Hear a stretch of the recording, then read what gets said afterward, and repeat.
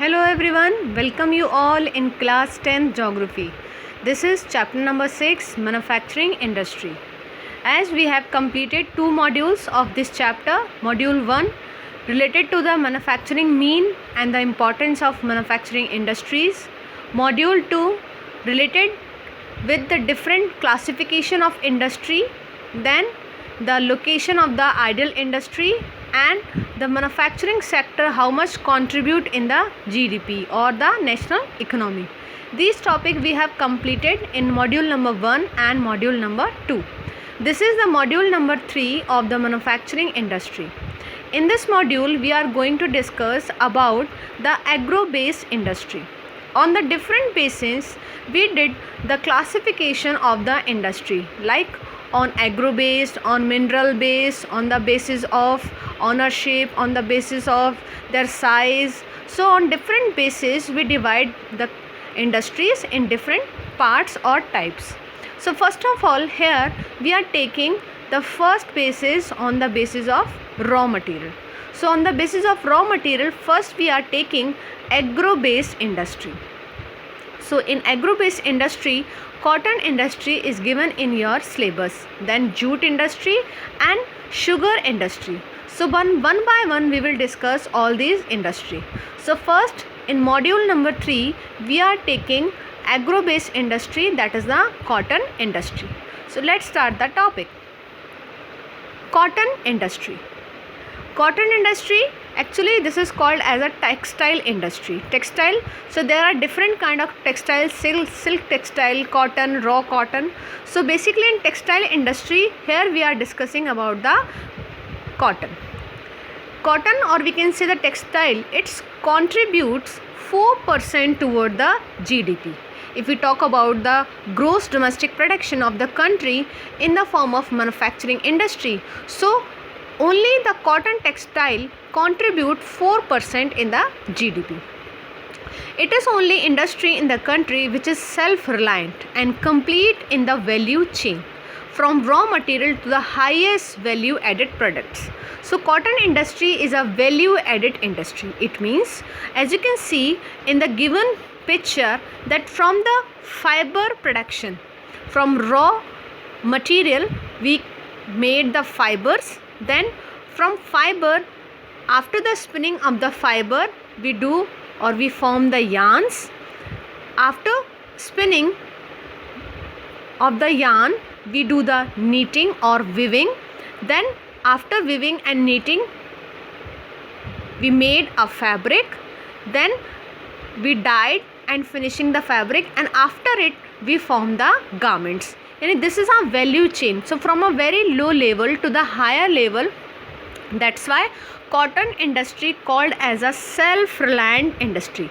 यानी कि cotton industry एक ऐसी इंडस्ट्री है जो अपनी वैल्यू को इंक्रीज करती है, वैल्यू को ऐड करती है और अपने ऊपर ही डिपेंड करती है. सपोज यानी from cotton production, raw cotton के प्रोडक्शन से यान बनाने, यान से फैब्रिक बनाने, फैब्रिक के कलरिंग करने, डाइंग करने, उसकी कटिंग करने, उसकी फिनिशिंग करने और फिर उसके गारमेंट्स बनाने तक पूरा वर्क एक ही स्टेज पर, एक ही प्लेटफॉर्म पर किया जाता है.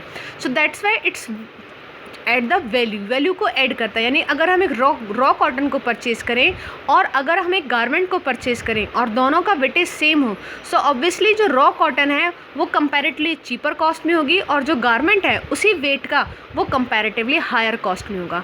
सो it means that it's said as a self reliant and value added production, value added industry और value added manufacturing industry.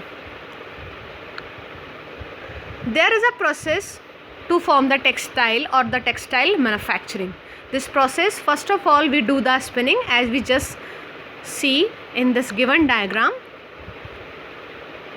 First of all we do the spinning from the fiber production or from the raw fiber. After spinning we do the weaving, means after getting the yarn we do the weaving. हम weaving करते हैं, weaving यानी cloth बनाते हैं, textile का form करते हैं. उसके बाद उसकी डाइंग होती है, यानी डिफरेंट कलर्स होते हैं, उस पर प्रिंटिंग जो भी करनी होती है वो होती है और फिर उसके बाद उसमें फिनिशिंग होती है. फिनिश्ड क्लोथ बनने के बाद उसमें स्टिचिंग होती है और गारमेंट्स की मैन्युफैक्चरिंग होती है. So each and everything done on the same stage पर सारा वर्क किया जाता है, and this is a value addition. Value addition means कि हर स्टेप पर इसमें वैल्यू ऐड होगी, यानी रॉ फाइबर से जब हम स्पिनिंग कर देंगे, यान बना देंगे, तो कंपैरेटिवली यान की रॉ फाइबर से वैल्यू ज़्यादा होगी। जब हम यान को वीविंग या निटिंग करके उसका फैब्रिक बना देंगे तो फैब्रिक की वैल्यू यान से ज़्यादा होगी। जब हम उसकी डाइंग और कलरिंग कर देंगे, उसकी फिनिशिंग कर देंगे, तो वो फैब्रिक से ज़्यादा एक्सपेंसिव होगी। और जब हम इस कलर्ड फैब्रिक से डिफरेंट गारमेंट्स को स्टिच कर देंगे, सो ऑब्वियसली उनकी जो रेट होंगी, उनकी जो वैल्यू होगी, वो फैब्रिक के कंपैरिजन में कहीं ज़्यादा होगी। सो इट मीन्स हर स्टेप पर इसकी वैल्यू ऐड होती रहती है। That's why it's called as value addition industry. It is the second largest employment generating sector in India after agriculture. As you know, our maximum population engaged in agriculture, or we can say then primary sector, और primary में भी सबसे ज़्यादा population कहाँ पर engage है? Agriculture में।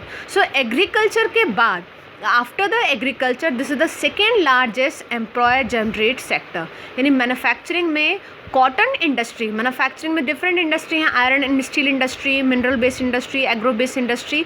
सो उन सब इंडस्ट्रीज़ में cotton industry second largest employment provider है, because directly employment 35 million person. So directly और इनडायरेक्टली, यानी डायरेक्टली जो फार्म्स में वर्क करते हैं, इंडस्ट्रीज़ में वर्क करते हैं, और इनडायरेक्टली जो रॉ कॉटन को प्रोड्यूस कर रहे हैं, या जो उनके ट्रांसपोर्टेशन में लगे हुए हैं, या जो मैन्युफैक्चरिंग गुड्स को या टेक्सटाइल को मार्केट सेलिंग में लगे हुए हैं, उनकी परचेजिंग उनकी सेलिंग में लगे हुए हैं, उनकी पब्लिशिंग में लगे हुए हैं, वो भी इनडायरेक्ट, यानी this is a very large sector for the employment generating. India produced cotton textiles since ancient time. So as you know, there are two traditional industry. That first is the cotton industry and second one that is the iron and steel industry. अगर हम India की ancient time की बात करें तो there are two major traditional industry. First that is the cotton and second that is the iron and steel. So India producing cotton textiles in ancient time with hand spinning and handloom weaving technique. यानी ancient time में क्योंकि इतनी technology efficient नहीं थी, सो ancient time में हमारे यहाँ जो कॉटन का प्रोडक्शन था वो या तो स्पिनिंग के थ्रू होता था या फिर हैंडलूम वेविंग से होता था, यानी कि ये सब हैंडमेड वर्क है। Spinning is a process to form the yarn from the raw cotton, यानी रॉ कॉटन से जो हम यार्न फॉर्म करते हैं उस प्रोसेस को हम बोलते हैं स्पिनिंग। और इसमें एक स्पिंडल होते हैं जिनके थ्रू स्पिनिंग की जाती है, यानी रॉ कॉटन से फाइबर्स को फॉर्म किया जाता है। After it we do the handloom weaving, यानी विविंग का जो वर्क है, यानी कि हॉरिजॉन्टल और वर्टिकल जो हम यार्न को फॉर्म करते हैं, यानी टेक्सटाइल बनाते हैं या जो हम फैब्रिक फॉर्म करते हैं, वो भी हम हैंडलूम फॉर्म में करते थे। लेकिन after the 18th century, you know, after the 18th century there is a industrialisation हुआ है। So power loom came into use, यानी उसके बाद पावर लूम्स हैं, यानी कि इलेक्ट्रिसिटी से या पावर से चलने वाली जो इंडस्ट्रीज़ हैं वो वर्क करने लगी, और ट्रेडिशनल इंडस्ट्री सफर्ड आ सेटबैक। सो उसकी वजह से, यानी जब पावर लूम इंडस्ट्रीज़ वर्क करेंगी, जब पावर से हम इंडस्ट्रीज़ को, इन स्पिंडल्स को वर्क करवाएंगे, तो ऑब्वियसली वर्क एफिशिएंट फॉर्म में होगा और बहुत जल्दी स्पीड में होगा। सो इनकी वजह से जो हैंड स्पिनिंग थी या हैंडलूम विविंग थी उसमें एक सेटबैक हो गया, यानी वो इंडस्ट्रीज़ बैकवर्ड हो गई। The first successful textile mill was established in Mumbai in 1854. This is the most important line. First successful जो टेक्सटाइल मिल थी इंडिया में, that was established in Mumbai in 1854, यानी कि कॉलोनियल पीरियड में ही, when Britishers established in India their empire, जो colonial period था, उसी पीरियड में ही एक सक्सेसफुल टेक्सटाइल इंडस्ट्री इंडिया में फॉर्म हो गई थी। In the early year, the cotton textile industry was concentrated in the cotton growing belt of Maharashtra and Gujarat. So as you know that you already read in the class 10th chapter 4th agriculture, we have already read this black soil area. So black soil maximally found in the peninsular plateau. So as you can see in this entire area, the part of Maharashtra, Gujarat, some part of MP. So this is the entire area for the black soil, and you know black soil is best for the cotton production. So this entire area, or we can say the belt of Maharashtra and Gujarat, is providing the favourite condition for production of the textile industry, यानी जहाँ जहाँ raw cotton हमें easily मिल जाएगी, जिन जिन area में raw cotton belt है उन areas में ही manufacturing industries locate हो गई. So as you can see in the given diagram that the cotton industry area, as you can see in the map also, that the brown circle showing the cotton area. So you can see Ahmedabad, Rajkot, Indore, Vadodara, Surat, Nagpur, Mumbai, Sholapur. These are the important places for the cotton industry. Some area like Chennai, Coimbatore, Madurai also important for the cotton industry. But initially, or we can say the ancient industry was centralized in the Gujarat and Maharashtra state. Means these two states are were important for the cotton textile industries. So here we are looking the factors or the things which motivated the industry locate in these, or we can say Maharashtra and Gujarat states. यानी ऐसे कौन कौन से factor हैं जिसकी वजह से जो इंडस्ट्रीज़ हैं उनका कंसंट्रेशन महाराष्ट्र और गुजरात बेल्ट में ही है. So the first factor that is the raw cotton. Raw cotton, availability of raw cotton was abundant and cheap because the entire area having a black soil, and black soil is best for the cotton production. So पूरे area में raw cotton abundant में है, यानी बहुत ज़्यादा quantity में है, plus cheap rate में है. सो जितना हमारा रॉ मटेरियल चीपर रेट का होगा, इंडस्ट्री उतनी ही फ्लरिश करेगी.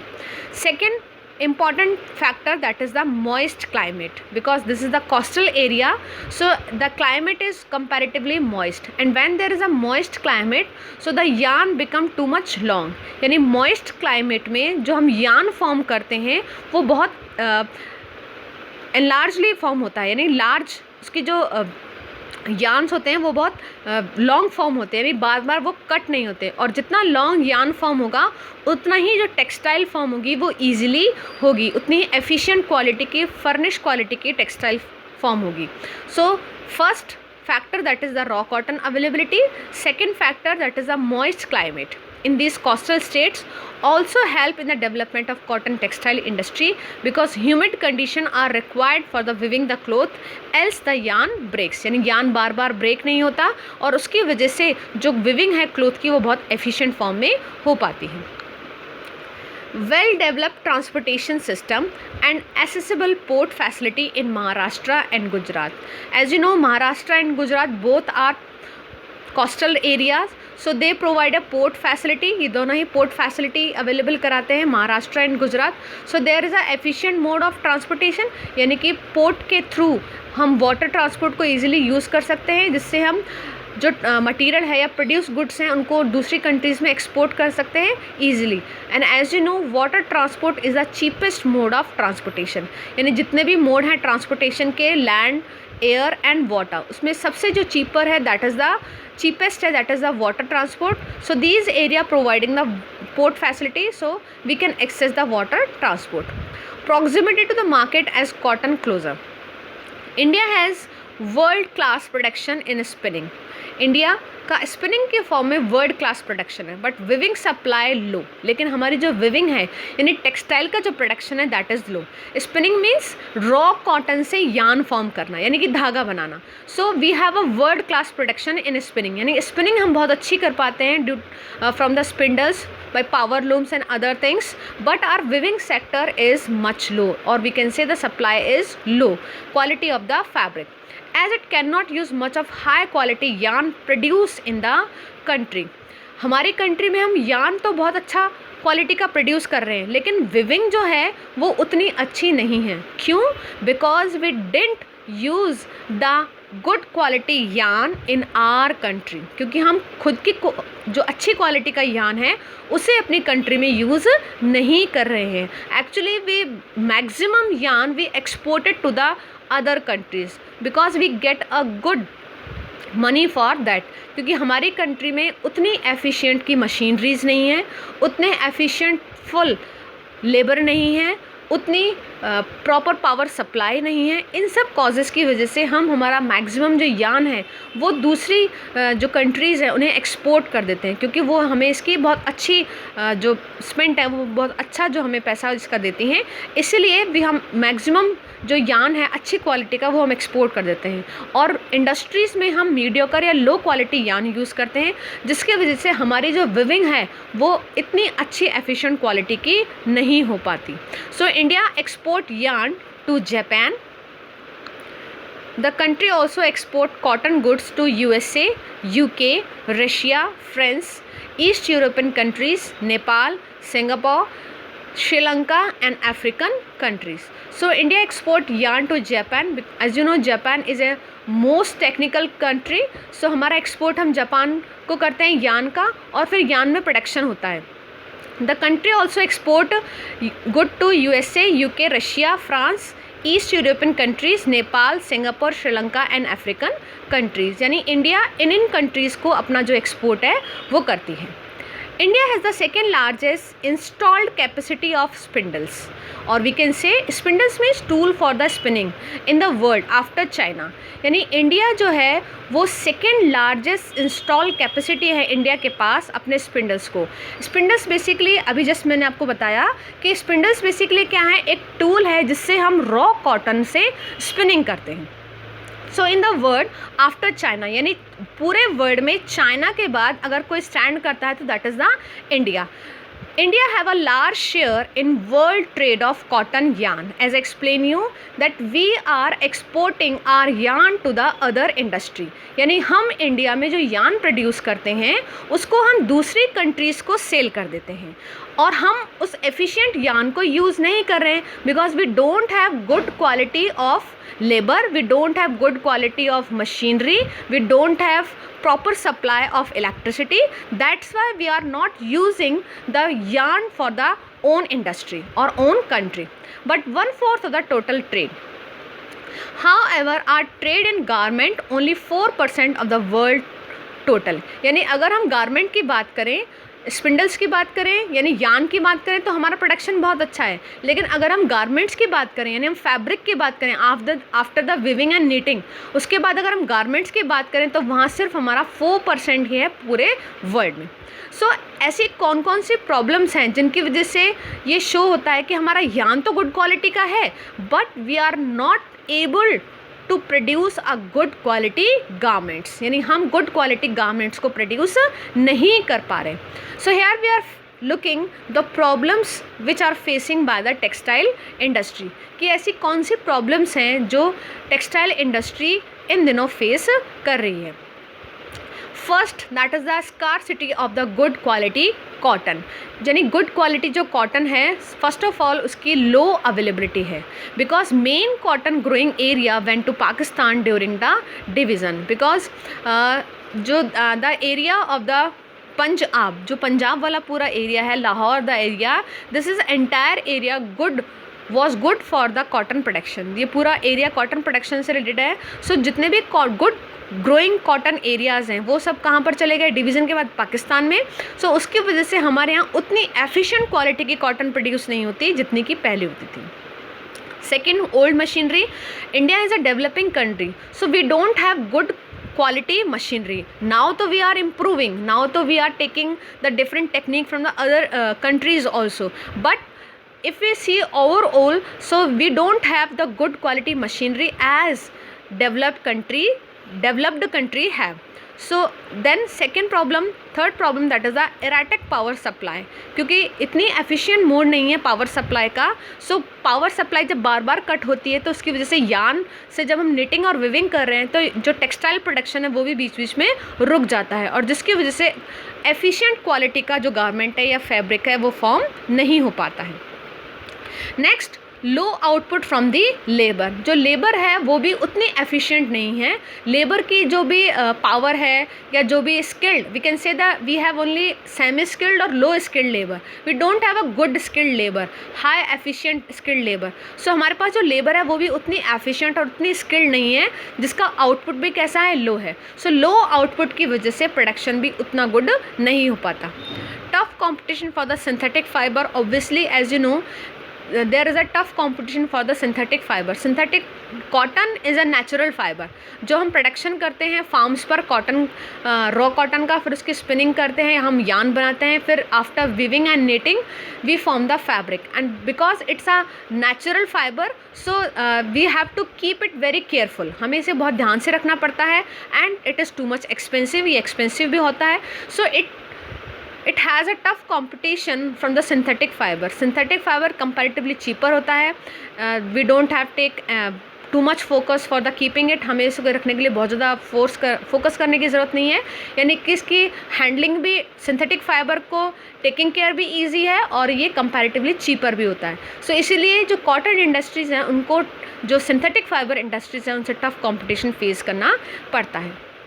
सो if you want to improve the condition of the cotton industry, then we have to do 2-3 works. First of all, we have to provide the proper power supply.